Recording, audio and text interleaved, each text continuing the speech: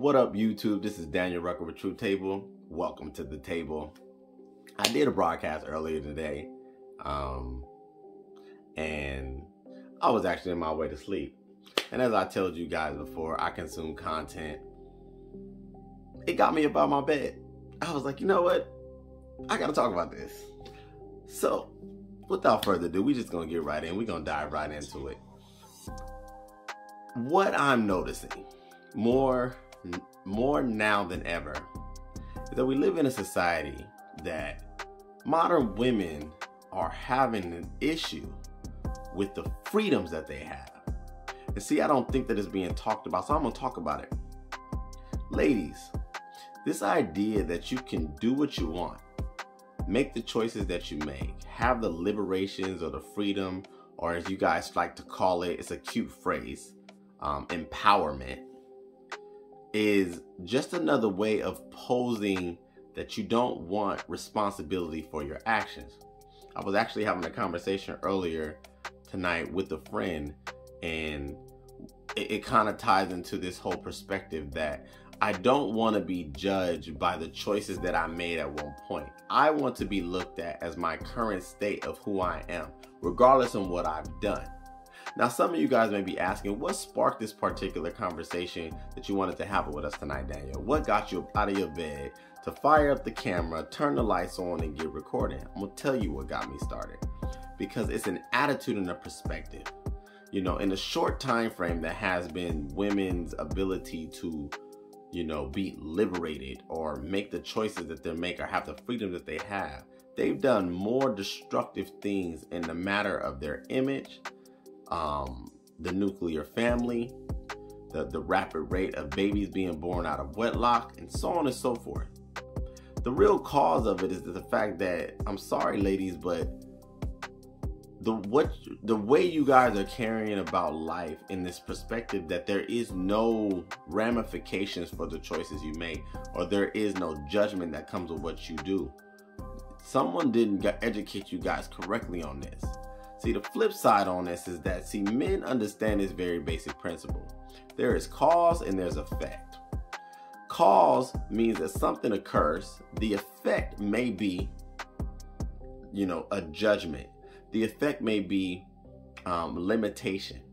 You cannot carry yourself in life in a manner of making, you know, asinine choices, destructive behavior, irresponsible practices, and then think that somehow, some way you get to wave a magic wand and live a different life. What motivated this particular, for lack of a better term, rant, is that I've stayed quiet about it because, you know, it's being talked about across the manosphere and, you know, YouTube collectively about the whole Brittney Renner situation. I stumbled across the young lady some years ago. I didn't really ever pay her that much attention because, you know, she just didn't catch my attention like that for whatever reason. Plus, she's not someone that I believe stands for anything of substantial value. What she does show, however, is what is particularly wrong with the modern mindset of most young ladies, that they can participate in practices that ultimately damage their social image and then think that they still are in line and deserving of quality lifestyle. And what I mean by quality lifestyle is, I mean by quality lifestyle, I mean the pureness of life, in the sense that there is a difference of classism when it comes to what you may experience from relationships, you know, potential partners, potential suitors, and your choices, your actions, your behavior does create a certain type of drawing power. The only reason why most people give Brittney Renner half of their attention, if not some of their attention, is because of her aesthetic appeal. You know, she's not a bad looking young lady. And see, that again is a problem, because pretty should not be allowed to act in a manner that is above good character and good moral fiber. You know, we as a society sometimes allow behavior to slip just because somebody is attractive. Totally disagree with that. I heard this young lady, you know, because again, my content was going, it was just going, and I was, you know, partially listening, partially falling asleep. And it was the No Jumper podcast. So she's been on Kevin Samuels the last few days, academics, and so on. But this is the No Jumper. And I'm listening to this young lady, again, go on the defense and defend herself. Whichever, however. And then she had, you know, kind of glossed over the fact that she's almost slept with 30 men. Now, if I'm not mistaken, this young lady is in her mid to late 20s. And that is what kind of got me. Not so much just the number, the attitude on how she's conducted herself. We have allowed modern women to get so far off of purpose, so far off of structure, so far off of good choices and character, that a young lady can jump on camera and talk about having sex with 30 men or almost 30 men, however, in her 20s, and think there's nothing wrong with it. That's a scary thought for me to try to conjure and process, because how did we get here? I know women, you know, personally, that in their lifetime never had that many sexual partners, not even half of that. I know women who wouldn't ever allow for themselves to participate in such a promiscuous lifestyle. Now, some people may be saying, oh, well, that's not bad. Well, what are you measuring it against? You know, I'm going to say it, ladies, and I'm not going to be apologetic for it.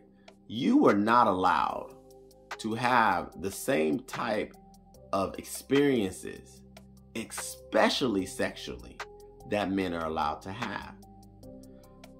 Is it fair? No. Is it, you know, equal? Absolutely not. But the issue is that, see, what got me to talk about this is not so much about Brittney Renner. It's not so much about body count. It's deeper than that. There is an active mindset that women are trying to rewrite the system, rewrite the code. And what I mean by the code, I mean by the moral code. There is a sense, there is a balance to morality. There is a line to it. And what I mean by that is that we as people have to be responsible for our choices. We have to be conscious of the things that we do. We cannot continue to perpetuate as a society that it is okay to participate in recreational nonsense, recreational mischief, and then at some point before your 30s, you get the opportunity to hit the reset button and now sign up for a better life. That's not how this thing works. I was having this conversation with a friend of mine because we didn't go in depth about this particularly. So real quickly, I know you guys like it. It's story time. The conversation was something along the lines of her mindset. And from what she shared with me, her mindset is that she does not stand in the realm of belief that there is anything that is right and there is anything that is wrong. That more so, everything is relative. So my particular pushback on her perspective was that, well, then that means that you should not look to do anything in life if you're going to operate from a place of neutrality. You know, operate from a place of, neutrality. No, if you really believe that there's no right or wrong, then everything is permissible, right? And I told her that that was dangerous to have a mindset like that, and scary at the same time, because how can we as a society continue to progress if we have people who think that it is okay to do as they see fit and have no response of the world. And like I was explaining to her, which kind of ties into what I was observing on, you know, in reference to Brittney and what she was saying, is that they have convinced modern women that they can do as they see fit and not have no social responsibility, not have it to where people can have an opposing view. And I found that interesting, because the one thing I do understand about being a man is, even through greatness, even through, you know, being someone that decides to change their life around, you still never quite get rid of the entire component that was your malicious, destructive, negative behavior. What do I mean? I mean that no matter what heights you ascend to, your actions don't erase, they don't reset. If you've impacted people negatively, and you can do that in several ways. You can do it by your words, you can do it by your actions, you can do it by making choices that are not favorable in most people's mindset. That comes with in a sense of how people will perceive you, right?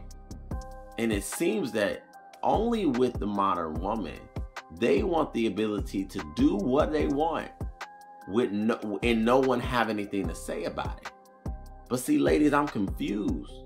Everything that men have done over the course of history seems to always be up for ridicule or comment or opinion. You know, there's utter songs and chants and, you know, what do you call it, catchphrases around what men do.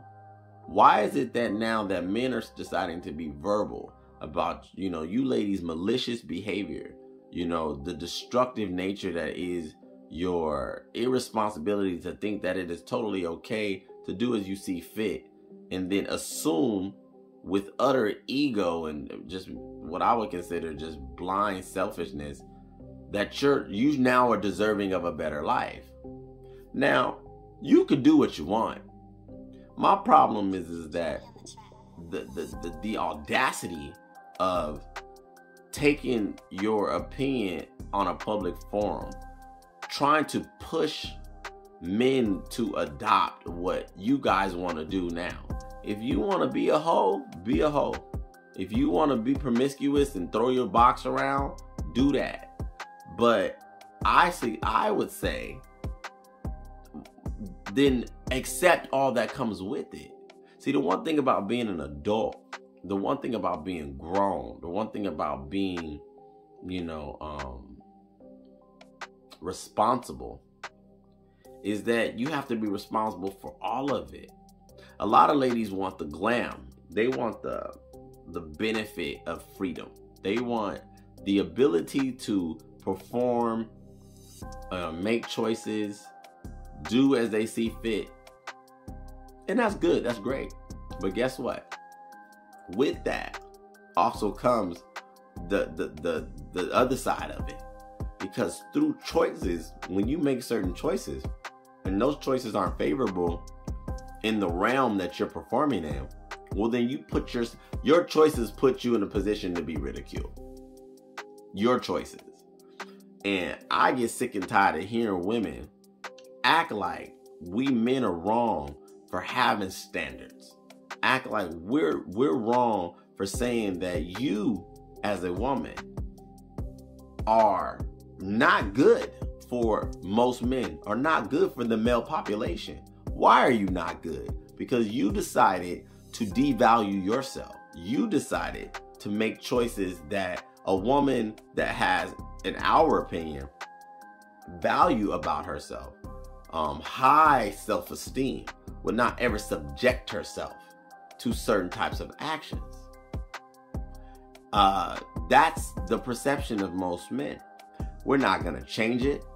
We're not going to lower the bars because of you guys' desire now to be insatiable and loose and promiscuous and, you know, without quality, without standard. No. If you decide to participate and act in that manner, then you need to separate yourself and own all that comes with it. You do not get an opportunity to get back in the good girl line. You don't get an opportunity to come back over here to the quality side of things after you done participated in reckless-like behavior and then think that men are just going to be okay with it. No. And I'm going to be one of the men, one of many men that are probably going to tell you, ladies, this, that your choices do have consequences, has responses, just like men's choices have consequences and have responses. And this is what the modern woman needs to accept. As the female population, you ask for this responsibility. You asked for it when you wanted to be independent. You asked for it when you wanted to be treated as equal. Well, you got it. The reality is, with men, we may not be judged the same way in the realm of sex. If a man has sex with 200 women, nobody gonna bat an eye for the most part. It's just not the same. It's not the equal trade. But if a man, you know, doesn't have a job, doesn't maximize his abilities, maybe doesn't pursue higher education, doesn't have a driver's license, if he doesn't meet markers that exemplify basic levels of progress for what an adult would exemplify, well, then we're judged. And we're judged pretty brutally. This is not the same for women. Women can participate in low-level performance in their development. They don't have to be measured to read at a 12th grade level. They can read at a 5th grade level. They don't have to necessarily be scholars and engineers or high performing in any capacity. The world gives women the opportunity to be treated valuable just solely based on the fact that they are attractive, well, that they're women first, and then, you know, potentially maybe attractive and nice. That's pretty much it. So personally, ladies, I don't understand what you're complaining about. But it's not enough to have automatic value from being a woman. No, no, no. You want to push the limit. And this is what I'm starting to realize more and more, that the female of the species, especially now the modern woman, is the worst version of women, because you want to have no limits. Guess what, ladies? There's always limits. And as long as you are on this dimension, at this great place that we call Earth, and there's men around, you'll always have limits. So that's what I wanted to talk about today, or tonight. I'm going to expound upon it a lot more. And I think it needs to be, you know, go into a rotation of repetitiveness, because these hard-headed women are not listening. And it needs to be said. A lot of women, especially now, have audacious mindsets, have selfishness on the most toxic levels. And ladies, we men, we're tired of it. So this is Daniel Rucker with True Table, putting out some more content. Hope, you know, if you haven't already done so, go ahead and hit the like button. Go ahead and subscribe. And I'm going to continue to bring more content just like this to talk about this toxicity and this nonsense that I do see that is existent in the world. Anyway, till next time.